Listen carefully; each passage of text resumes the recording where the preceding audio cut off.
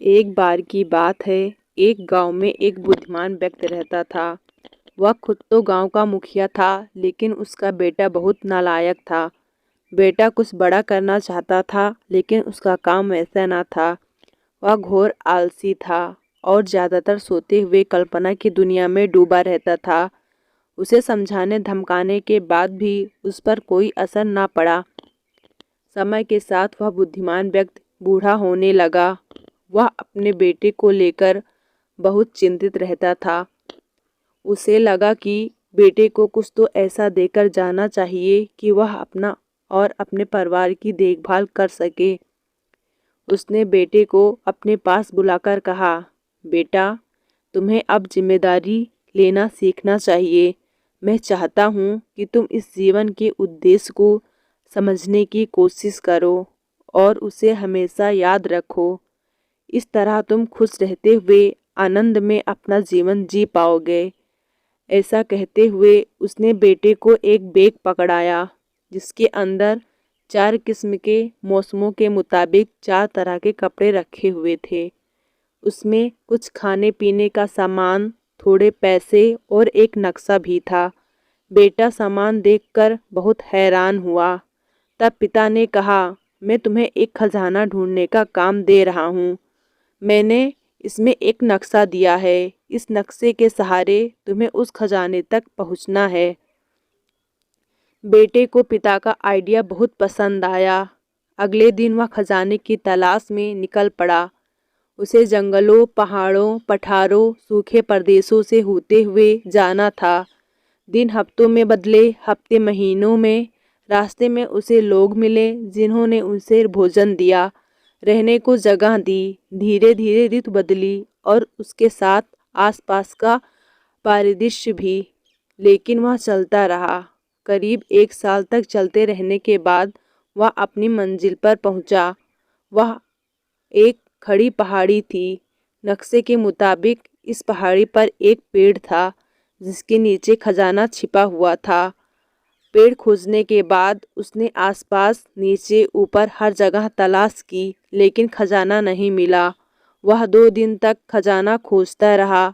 तीसरे दिन तक वह बुरी तरह थक गया और अपने पिता के झूठ से दुखी हो उसने वापस लौटने का फैसला किया। लौटते हुए फिर से उसने ऋतुओं को बदलते देखा। उसने बदलते मौसम के खूबसूरत रंगों का भरपूर आनंद लिया। उसने बसंत में फूलों को खिलते देखा, मानसून में तितलियों और चिड़ियों के रंग देखे, सूर्योदय और सूर्यास्त के जादुई नज़ारे देखे। वह नदी की कलकल सुनते हुए कई दिनों तक नदी के साथ रहा। जंगलों का सन्नाटा सुनते हुए जंगलों में ही खो गया।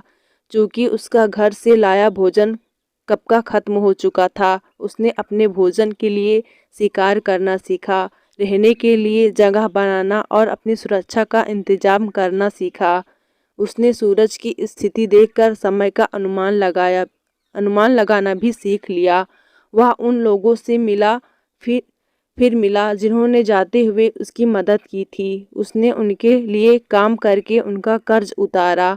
घर पहुंचने तक उसे एहसास हुआ कि उसे घर से निकले 2 साल से ज़्यादा हो गया था। वह सीधे अपने पिता के पास पहुंचा। पिताजी, उसने पिता को आवाज़ लगाई। बेटे को देखते ही पिता बिस्तर से कूदकर उसके पास आए। बेटे को गले लगाते हुए उनसे पूछा, बेटा, कैसी रही तुम्हारी यात्रा? यात्रा बहुत रोमांचक थी पिताजी, पर मुझे अफसोस है कि मैं आपके लिए खजाना खोजकर नहीं ला पाया। मेरी कोशिश के बावजूद मुझे खजाना नहीं मिला। हो सकता है मुझसे पहले कोई और वहां पहुंचकर खजाना ले गया। पिता को यह सब बताते हुए उसे खुद पर आश्चर्य हुआ, क्योंकि वह पिता से नाराज न था, बल्कि उनसे माफ़ी मांग रहा था। वहाँ कोई खजाना था ही नहीं।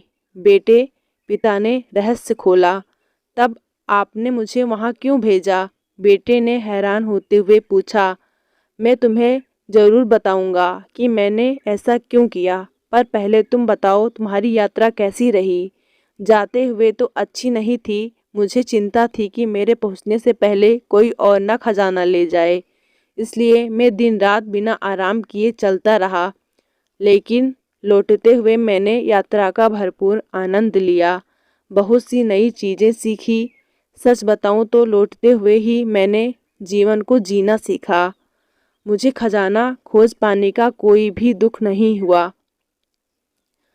तुम्हें यही तो सीखना चाहता था बेटे, कि कैसे हमें जीवन में कोई ना कोई लक्ष्य रखना चाहिए। लेकिन अगर हम सिर्फ लक्ष्य को ही दिमाग में रखें, बाकी सब भूल जाएं, तो हम जीवन के असली खजाने से वंचित रह जाते हैं। असली सच यह है कि जीवन का कोई लक्ष्य नहीं है, सिवाय उसे भरपूर जीने और हर दिन के साथ और अनुभवी होने के। जीवन का लक्ष्य उसे भरपूर जीना है, उसके अप्रतिम अनुभवों को आत्मसात करना है, बिना किसी डर के और पूरे उत्साह के साथ उसके नए और गहरे अनुभवों से गुजरना है। आपको यह कहानी अच्छी लगे तो इसे लाइक और चैनल को सब्सक्राइब करें। धन्यवाद दोस्तों।